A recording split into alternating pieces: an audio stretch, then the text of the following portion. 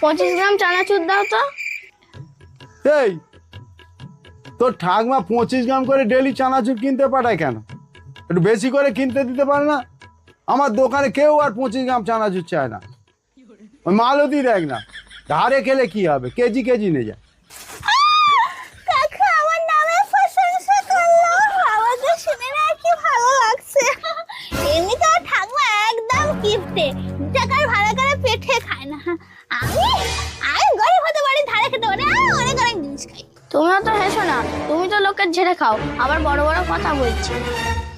দেখ মালতী, একটুখানি ছেলে তো যা তা বলে গেল, সত্যি তোর লজ্জা হওয়া উচিত। ওই যে